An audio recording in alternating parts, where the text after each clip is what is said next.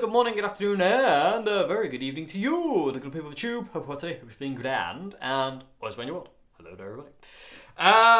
Welcome to another Q&A Wednesday, everybody. Let's dive into this question. Let's dive into question one. Question one. The reason I said question is because I was thinking of the word splosh, which is what I was going to go. Let's dive into question one, splosh, and I got squestion. Why not? Question. Okay, so anyway, question one. What mods do you do to your Revelation RJT60 fin line? I don't know if they can be described as mods, what I did to the RJT. I can name 3 things, but I don't really think they're mods. Because I don't really... Well, I kind of modded the look of it, I suppose. Number 1 is I took the backplate off and threw it away because they're pointless and I hate backplates. So it didn't have a backplate, so I got rid of that. Number 2 is I didn't like the tortoiseshell scratch plate. I mean, in a perfect world, I would have loved the scratch plate on the RJT to have been mint green. But I think it would have looked amazing on the RJT. If it had a mint green scratch plate, I think it would look amazing. But yeah, I didn't like the tortoiseshell guard. I'm not really a tortoiseshell kind of guard fan.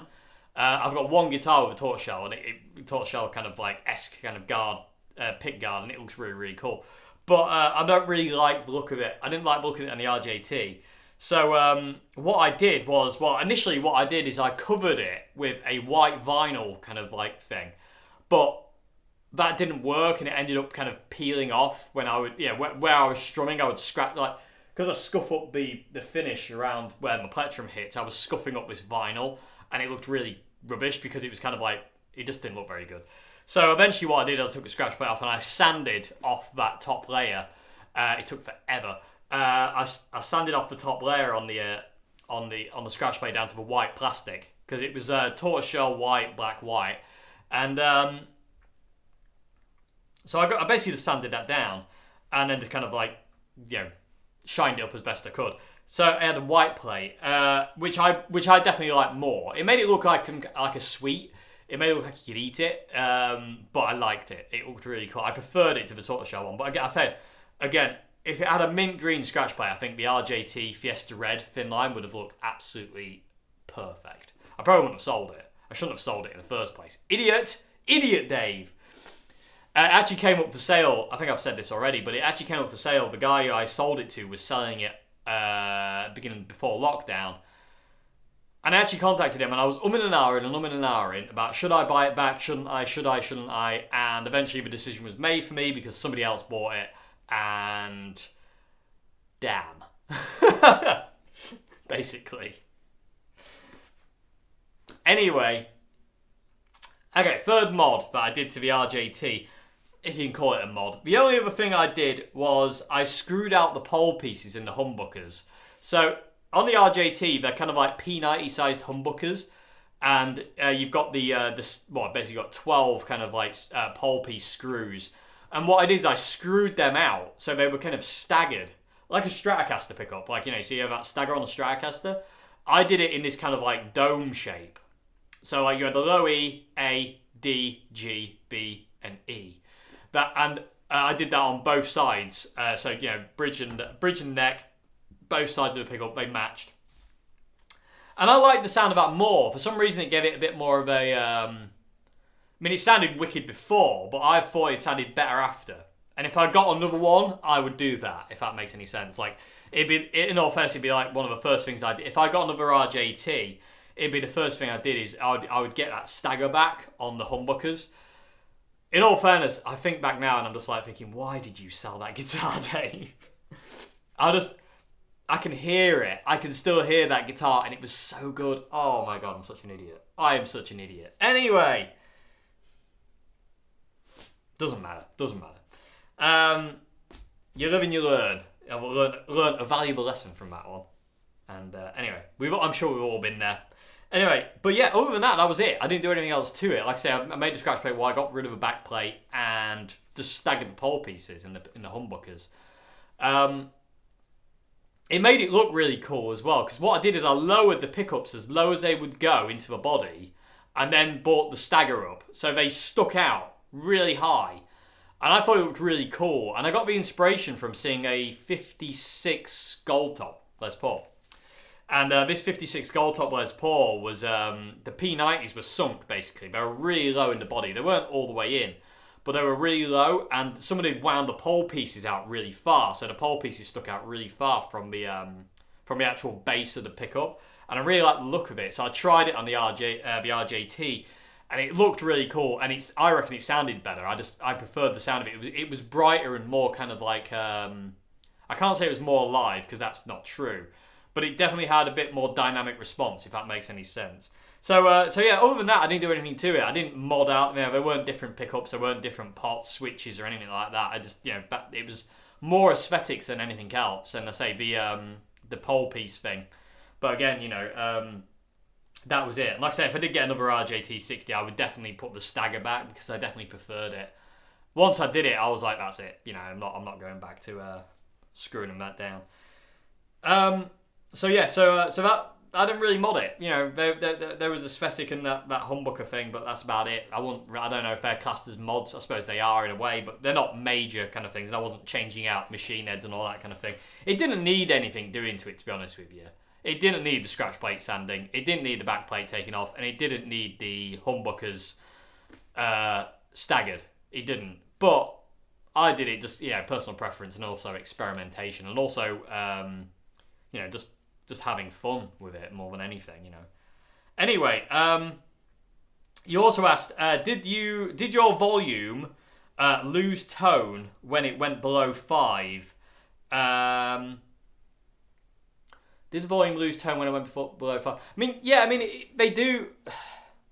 Most guitars, when you turn the volume down, depending on what you're going through, pedal-wise, amp-wise, whatever, most guitars will lose high end when you turn the volume down. When you start turning that volume down, you get an increased low end, and I really like that, because when I play rhythm guitar, I invariably run my guitar. I never run the volumes out flat if I'm playing rhythm. You know what I mean? I always, if I'm using the Marshall Governor and the Jackhammer, or the Marshall Governor and the Tone City, or Marshall Governor and the Tube Screamer way back when I used that setup, I always have my volume on 8. It's only on 10 when I do solos, but in all fairness, I haven't been doing that as much recently. But I always run the volume on about 8. I find it sits better, but the thing is, with a single coil, when you run the volume about 8, it fattens it up a bit more. So if you're doing palm muting or big chords, it's just a bit bigger. And I like that, and it's not as harsh, it just warms it up. But with the RJT, yeah, it did. I seem to think it, but saying that, I don't really use the volume control a lot. I use it a bit, but I'm not off and on it. You know what I mean? I like dynamic changes. I like to use pedals because of the immediacy. I don't really, volume control has its place, and I do use the volume control, definitely. I don't neglect it totally, but I don't use it as much as I use pedals to get different dynamics out of things. If I want to go clean, I'll just turn off the distortion pedal. If I want distortion, I'll turn it on, you know what I mean? Because I like the immediacy. I like the sudden dynamic changes you can get with pedals. You can kind of get that with a volume control as well, but there's always that kind of that split second, millisecond kind of delay where you're kind of rolling it up and rolling it down. And I always got really annoyed when rolling the volume down, because I was always trying to find that sweet spot, and then I'd end up kind of bouncing around on the volume control, and I don't like that, especially if I was singing as well. I didn't like trying to as I'm singing, trying to find the right spot. I just like it to be there, and then it just takes my. Then I don't have to think about it as I can just focus on singing. I can just just play then. But yeah, it does. I wouldn't say it loses tone, but it just kind of you get the low end increase, which is what you get on most guitars, to be honest with you. So yes. So you also said, did the turning the volume down make the positions on the 5-way rotary switch sound different? Yeah. Again, I really liked, there was a sound on the RJT that I really liked, which was full distortion on the guitar, roll the volume down to about 3 or 4, I think it was, I forget, and then put the rotary switch to position 5, and it gave you this really weird kind of clean tone. It wasn't clean, but it was a really different, it was really unique. I really liked that. So, yeah, I mean, they do different. It does differ. I mean, there's so many sounds in a Revelation, especially like something like an RJT. There's so many sounds in those things. They're just tonal palettes. They're amazing. They're absolutely amazing. So yeah, I mean, they did differ. Yeah, definitely. You know, it got dark. The sound got darker as I turned the volume down. But again, in all fairness, if that's an issue, if you don't want to lose highs when you turn the volume down, you want to look for something like a treble bleed mod. You know, they're really easy to do. It's just a component you solder onto the volume pot, onto the 2 prongs. It's simple as can be. Well, top and one of the prongs. And then you don't lose any highs. I mean, loads of people do that. I mean, Andy Timmons does that, and a few other people do that, where they have a treble bleed soldered onto the volume pot of their guitar. So when they do lower the volume from full distortion, they still have the glassy kind of highs, if you will, that they never really go away. But I don't really like that. I've had guitars with treble bleeds. I actually have a treble bleed in my toolbox over there. I've got 2 of them actually. They were in the Lemon Drop originally, but when my friend Richard modded the Lemon Drop to the spec that I wanted, we just got rid of it. Didn't need it. So yeah.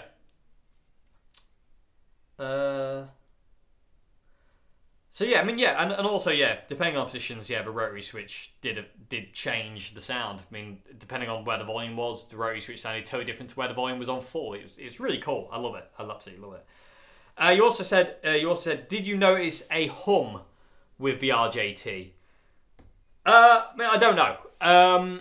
I'm so used to guitars humming anyway because I use single coil pickups. You know, all my guitars hum because I use single coils. So I've always got 60 cycle hum going on no matter what. No ifs, no buts. So if my RJT60 did hum, I wouldn't notice or care. I don't like dead silence. I don't like dead silence when I'm playing. I like to hear the guitar making a noise or the amp making a noise. I don't like it when it's just kind of like you know, weird. It freaks me out. You know, I just don't. I do use a noise gate very, very, very subtly on my Zoom pedal. Very subtle though. I mean, in all fairness, it might as well not be on. I don't know why. I personally feel the ZNR. Funnily enough, actually, I'll tell you about something in this in a minute. I think the ZNR, the Zoom Noise Reduction Unit, I reckon it sounds different on, makes the pedal sound different on than it does off. So I never have it turned off. But I do have a noise gate on, but it's very, very subtle. It doesn't stop hiss, as you can tell from, you know, if you've heard me turn on the DS2 or feedback or anything like that, my amps still make a lot of noise. And my guitar still buzz.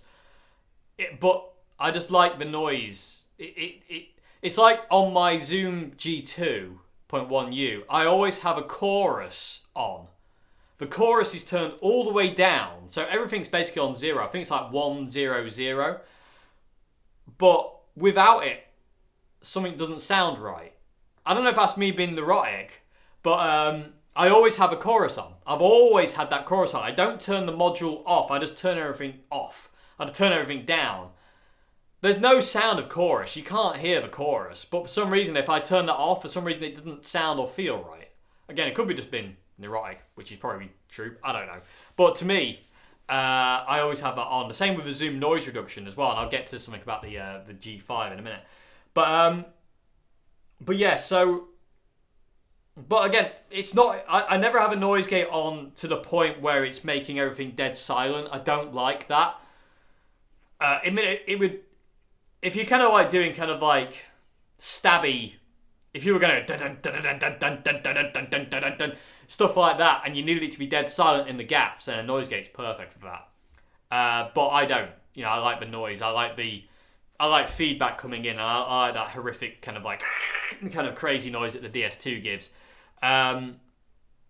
So I do have a noise gate on my pedal board but I don't. It's just on. You know what I mean? It's not really doing anything, and I always dial it in. So with a distortion, so you can still hear the amp hissing. You know what I mean? I don't like it when I don't hear amp hiss. I don't like it when my guitars don't buzz. It freaks me out. I really don't like that kind of thing. I don't like it. I just don't. I like to feel that it's alive. I like to kind of hear that electrical noise because it kind of makes me feel like, you know, the setup's alive and breathing. So yeah. Which kind of answers your question, actually. You said, did you use a noise gate or an EQ? I mean, like I say, yeah, I do use a noise gate, but it's only kind of like, the RJT was run through the same setup I still use now. You know what I mean? The RJT demo was run through the same setup I use now. It's no different, so. But do I remember it humming? I don't know. Like I say, hum, I've just got used to. I use single coil pickups all the time, so I don't know. Just got used to it. But yeah. Quickly. Because I thought, well, I won't get into it in that question. I'll quickly talk about that. Noise gate wise, let me just kind of digress. The Zoom G5 that I'm still messing around with, I've started to retweak it again. After the pedal board shootout, I wasn't really happy with it, so I've started to retweak.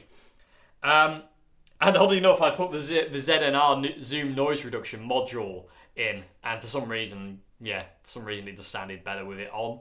Again, it's barely on. You can still hear the amp hiss and buzz, but for some reason, I don't know why, the Zoom noise reduction thing adds to the pedals. Maybe it's just me. I don't know.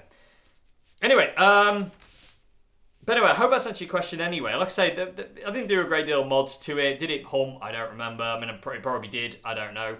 Like I say, I mean, it's a long time since I played it. It really was. And like I say, yeah, I do use a noise gate. I don't use an EQ. Well, EQ obviously on my amp, but other than that, but yeah, I mean, you don't really need to do a lot to the RJTs. They're brilliant guitars from the get-go. You know what I mean? They really are. And the thin line was to die for. It really was.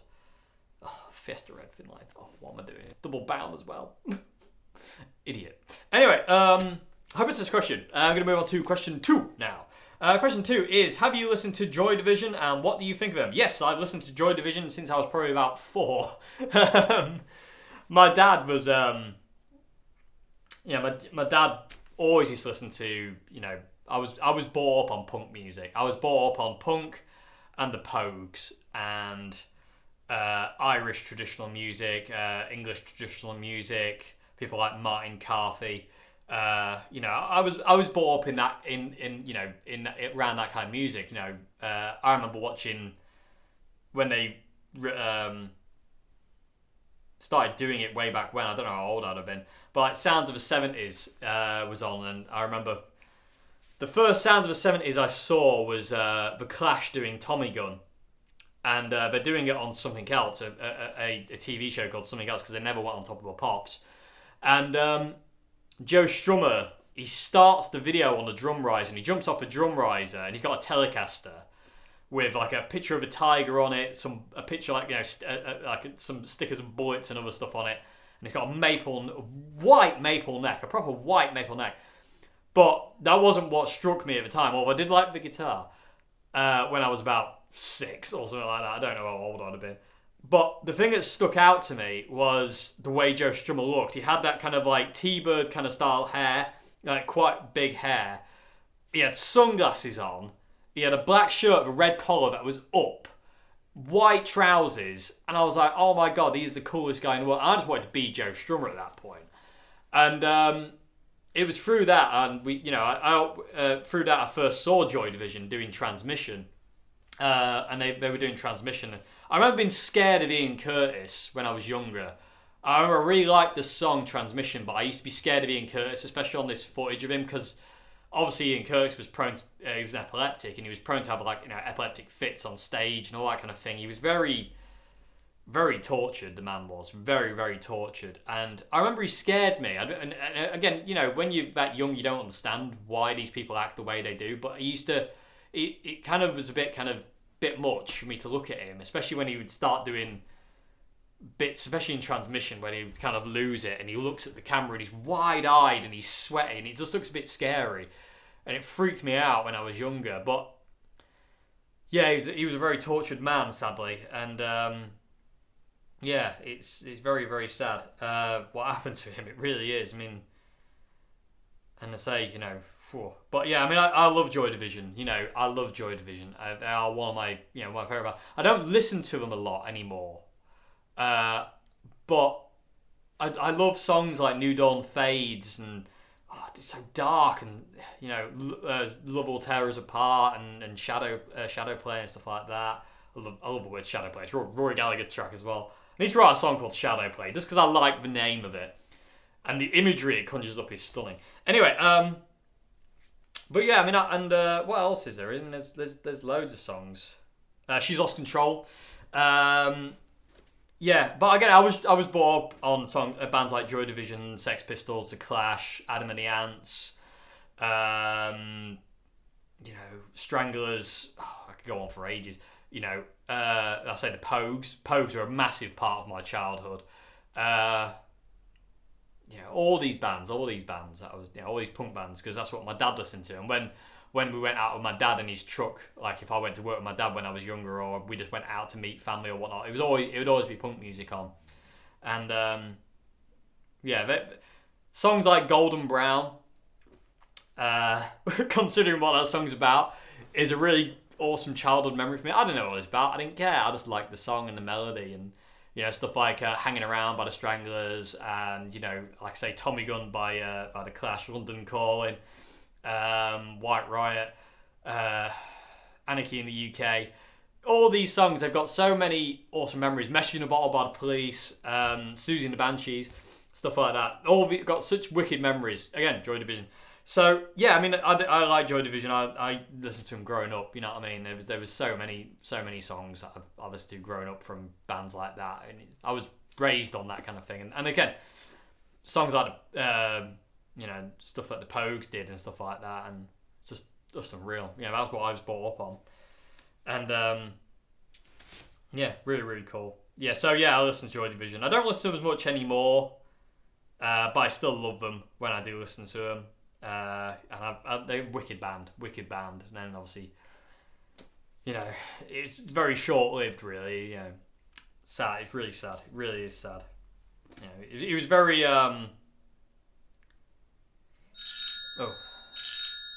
call centre. We're not answering that. Hi, we hear you were an accident. I should have answered it on camera. It's been quite funny. We hear you were an accident. Was I?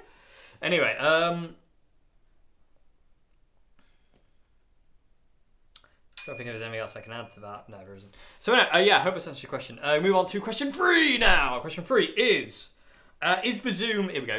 Is the Zoom G5n a good replacement for analog pedals and an amp in terms of performance?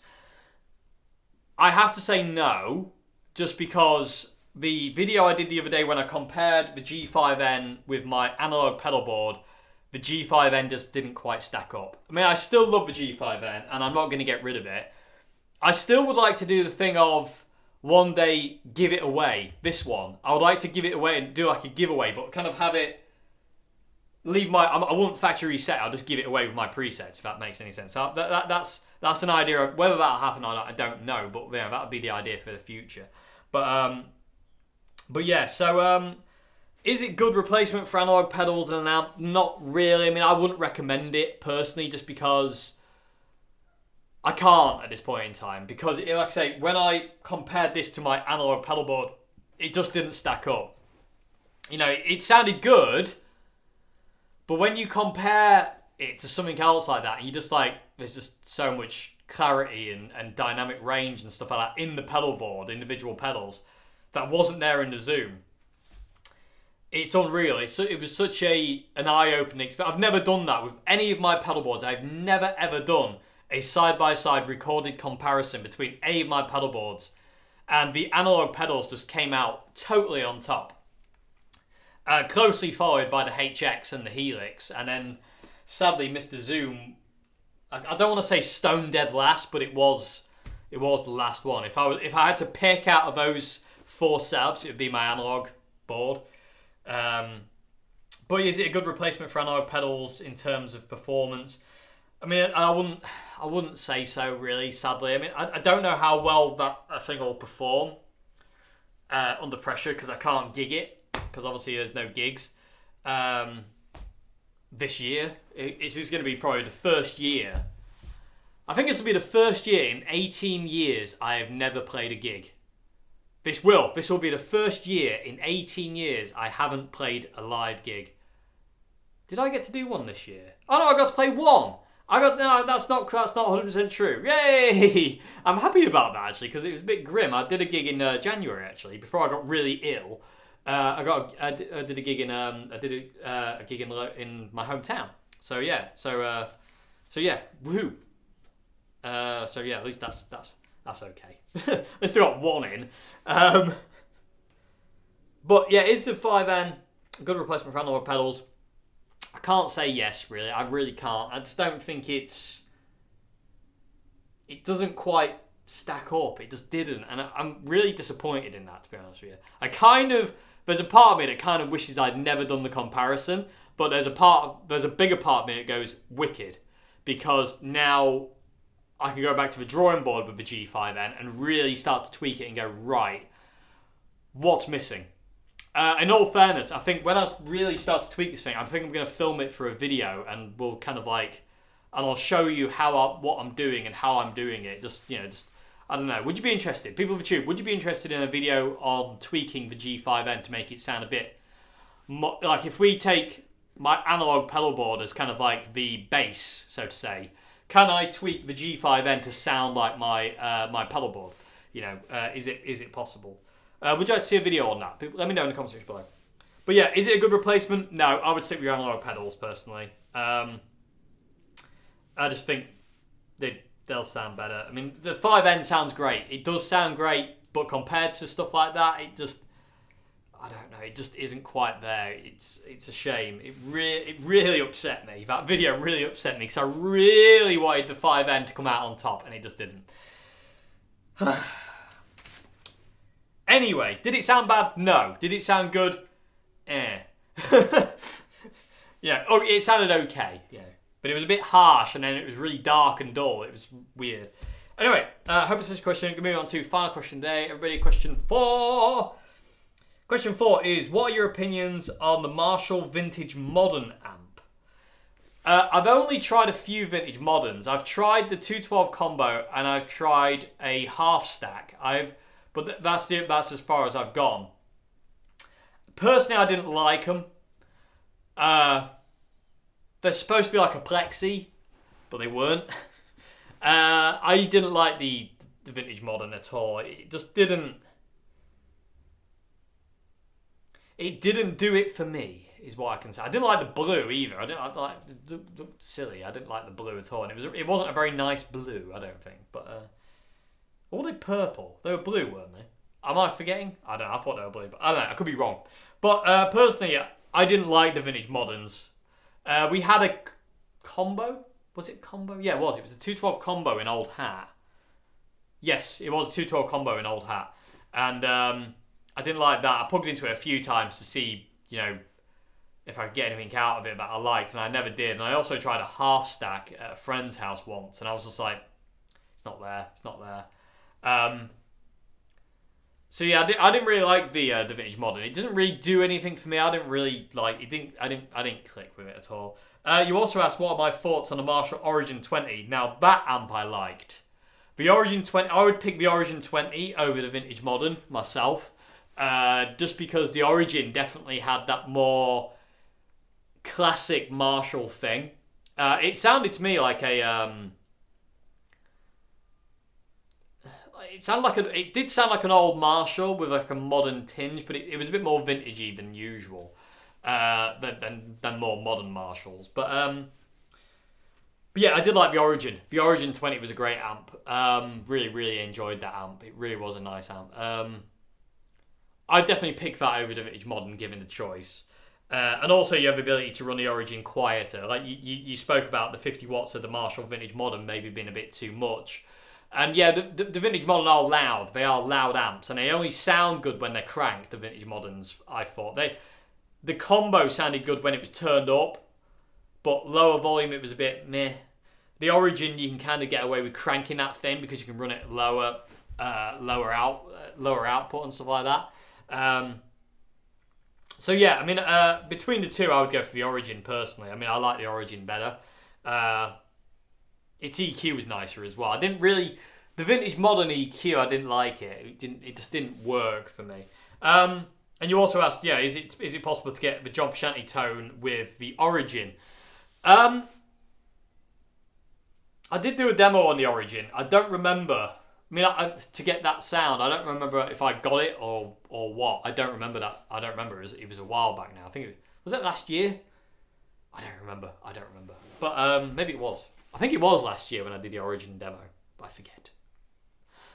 I don't know. So many videos.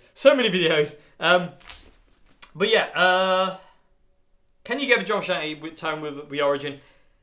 I'm going to say you could get close, but in all fairness, if you can't get it with the Origin, you can always use the pedal. You know what I mean? Because the Origin has a really good bass, clean tone for that kind of thing.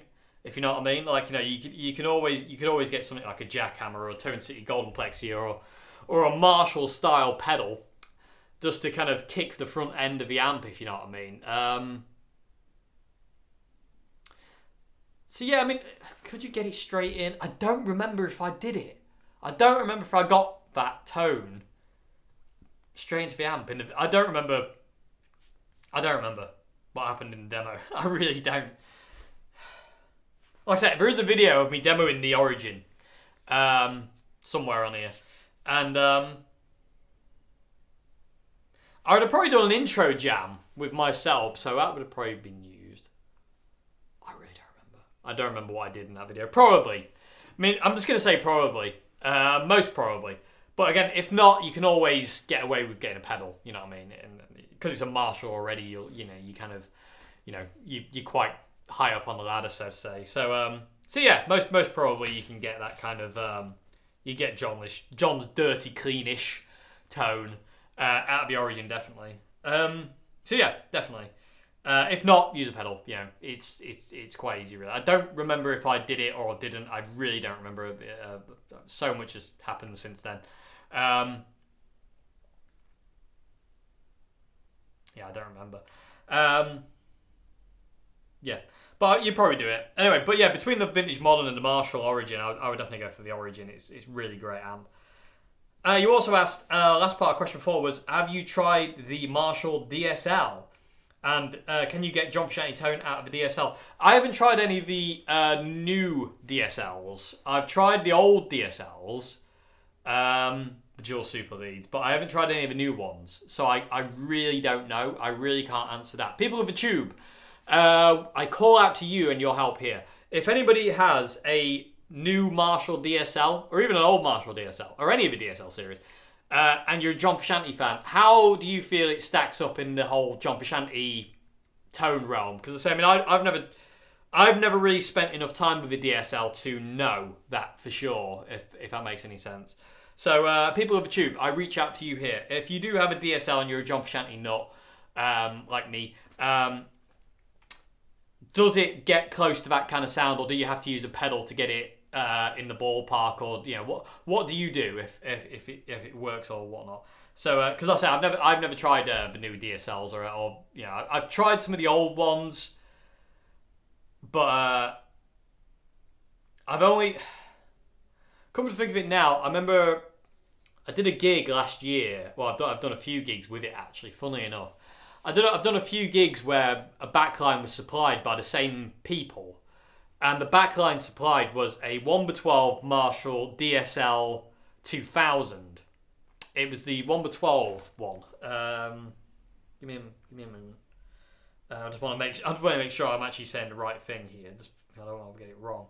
But I did a few gigs where, you know, it's backline supplied. You just take your pedal boards and you plug into this thing.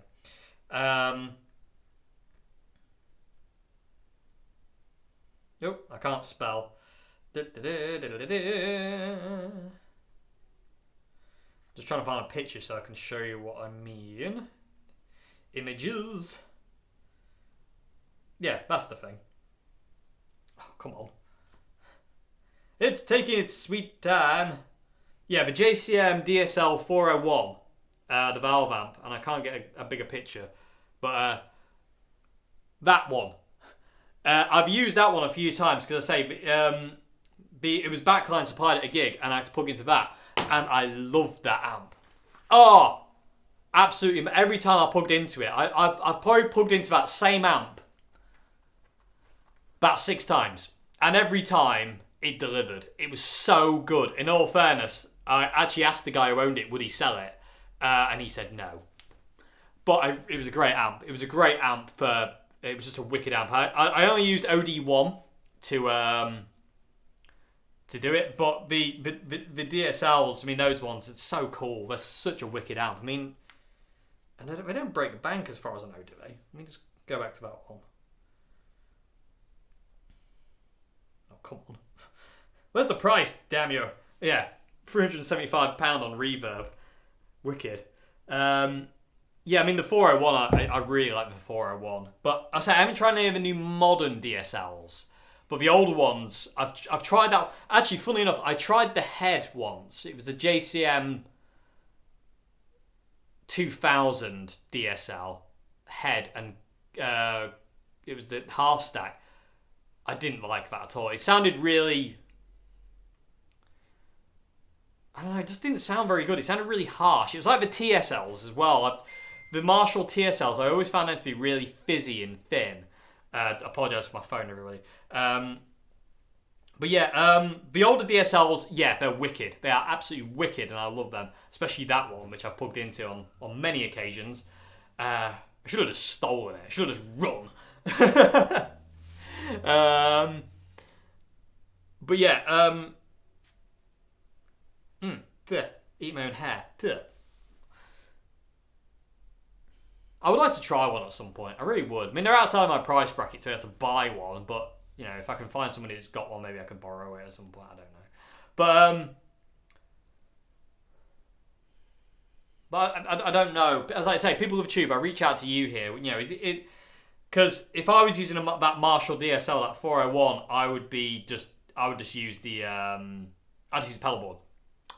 And then I'll just use the jackhammer, basically, to kick it. I would set OD1 clean, which is what I did do, and then just kind of like push it with pedals. But can you get the John Frusciante thing out of it straight?